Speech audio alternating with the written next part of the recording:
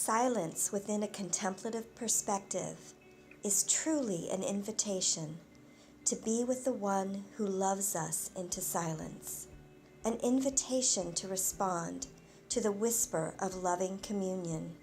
Come just as you are.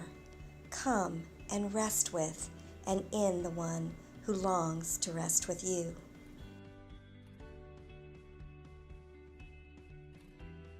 A modern-day mystic who invited everyone into a deeper relationship with God through moments of silence.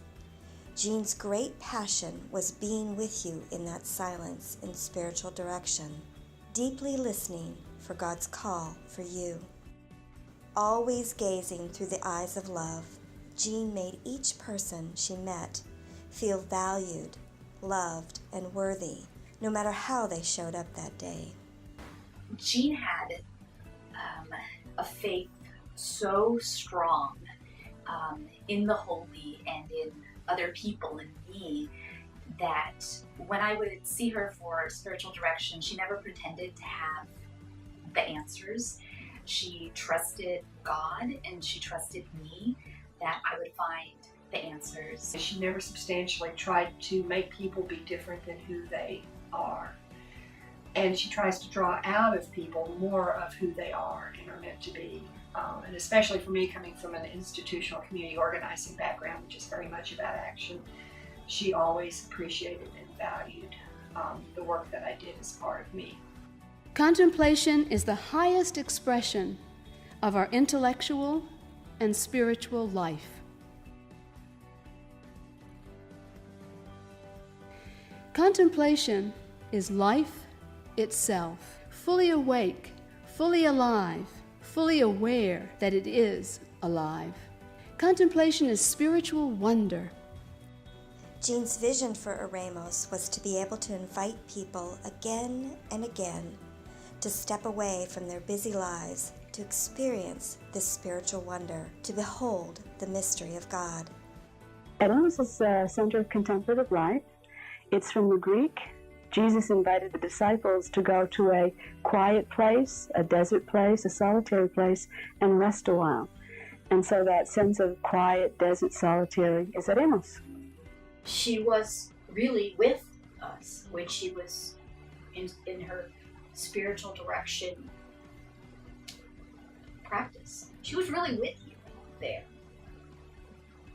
Every single one of us is different. I try to be as different as possible. But every single one of us is different, unique, and the person who we are, and she met everybody exactly what they were. I was always amazed that she would be listening and hear something and then ask, here's what I'm hearing. And it was always something that would help me see and understand something that I had completely missed. In 1991, in a couple of brief encounters that I met her at Lepshemea, the contemplative retreat house. We may have only shared possibly 20 words at the most, but yet her commitment to the spiritual life was very apparent to me and very paramount in her life.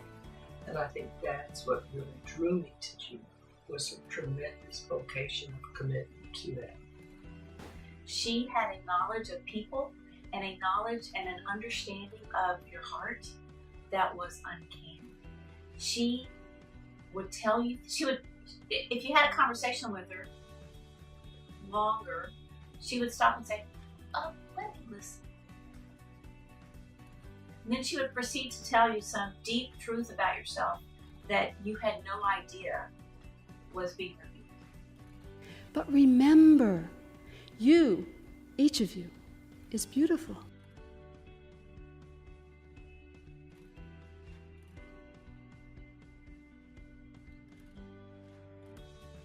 Each one of you is a spark of the divine. Each one of you, in your own life, beholds the divine within your life. May you remember the love and wisdom of Jean Springer and her call to love each time you accept the invitation to rest in the silence with the one who longs to rest with you.